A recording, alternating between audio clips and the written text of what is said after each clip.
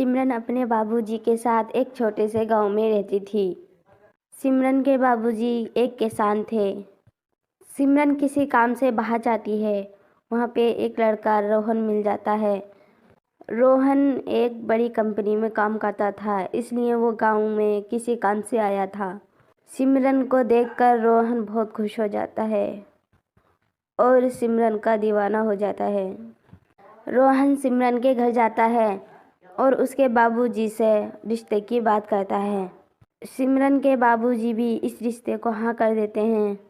इतना मालदार और नौकर पेशा लड़का है, कौन मना कर सकता है। सिमरन के बाबूजी भी यही सोचकर हाँ कर देते हैं, मेरी बेटी ने यहाँ तो परेशानी उठाई है, अब ससुराल में तो थोड़ा सुकून मिल जाएगा। फिर उन दोनों की शादी हो जाती है। रोहन अपने घर सिमरन को ले जाता है। रोहन के घर पे एक बड़ी भाभी और एक माँ थी।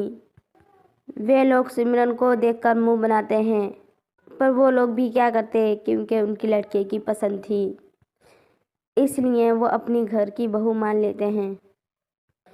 रोहन की भाभी बोलती है, माँ जी, देवर जी ने तो बहुत अच्छा करा, एक घर में नौकरानी ले आए।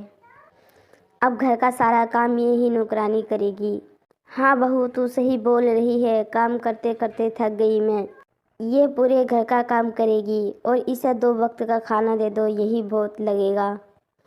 ये तो गरीब घर की है, इसे कहाँ ढंग से खाना मिलता होगा। सिमरन की जेठानी एक बहुत मालदार घर से थी। उसको पैसा का घमंड बहुत ज़्यादा था, इसलिए वो घर में कोई काम नहीं करती थी, सारा काम सिमरन से कराती थी। पर सिमरन भी कुछ नहीं कहती थी, यही सोचती थी एक न एक दिन तो मैं इनका दिल जीत ही लूँगी। एक दिन सिमरन की सास सिमरन से बोलती है, बहू, तेरे मैके में क्या इतने गरीब हैं कि कोई त्योहार पे कुछ भी नहीं भेजते। बेटी का ससुराल है, त्योहारों पे कुछ लेके आ जाया करें। देख मेरी बड़ी बहू के यहाँ से कितना सामान आता है हर त्योहार पे। माँ जी, मेरे घर पे कोई नहीं है, बस एक मेरे बाबूजी हैं, उनकी भी तबीयत बहुत ख़राब है, नहीं तो मेरे बाबूजी त्योहार पे सामान ज़रूर लाते। चल जा बहू, अपना काम कर, और हाँ, खाना जल्दी से बना ले, हम सब खाना खा लेंगे तो बाद में खाना। अगर ये तूने सारी बात रोहन को बताई तो देख लेना, मैं तुझे इस घर से निकाल दूंगी। फिर सिमरन अपने घर का काम करने लगती है। ऐसे ही रोज रोज दोनों सास बहुएं बहुत परेशान करती थीं और घर का सारा काम कराती थीं। एक ही दिन दोनों सास बहुएं नाश्ते के इंतज़ार करती हैं। माँ जी देखो ना, अभी तक नाश्ता क्यों नहीं आया, तुम्हारी लाडली बहू कहाँ पे है, मुझे यहाँ बहुत तेज़ की भूख लग रही है। हाँ बहू, तू सही बोल रही है, देख के आती हूँ, ये महारानी है कहाँ। सिमरन की सास और जेठानी उसके कमरे में पहुँच जाती हैं। सिमरन की सास एक बाल्टी पानी डाल देती है और सिमरन की आँख खुल जाती है। महारानी, तुम यहीं सो रही हो, वहाँ पे हम नाश्ते का इंतज़ार कर रहे हैं, बहुत तेज़ की भूख लग रही है, जल्दी से नाश्ता बना के दे। माँ जी, मुझे आज बहुत तेज़ का बुखार है, मुझसे कुछ काम नहीं हो रहा। ओहो, हमारी देवरानी को तो बुखार आ गया, ये सब बहाने हैं बहाने। जल्दी से उठ के हमें नाश्ता बना के दे, बहुत तेज़ की भूख लग रही है। ये दोनों सास बहुओं की बातें और अत्याचार रोहन देख लेता है और बोलता है, वाह माँ, तुम्हें तो कुछ नहीं दिख रहा, उसे बुखार है तो बुखार है, डॉक्टर को बुलाओ।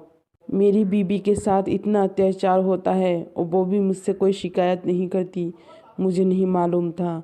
मैं तो बेफिक्र होकर ड्यूटी जाता था और यही सोचता था कि मेरी बीबी को सब बहुत खुश रखते हैं। मुझे क्या मालूम इतना जुल्म करते हैं। अगर आज मैं फ़ोन घर पे न भूल के जाता तो मैं ये देख भी ना पाता। रोहन दोनों को बहुत सुनाता है और वो इस घर से चले जाते हैं। एक नया घर खरीदकर उसमें खुशी खुशी रहने लगते हैं। इधर सिमरन की जेठानी कोई काम नहीं करती थी, वो सारा काम घर का अपनी सास से कराती थी। घर का सारा काम कर कर कर वो थक जाती थी। एक दिन उनको तेज का बुखार आता है।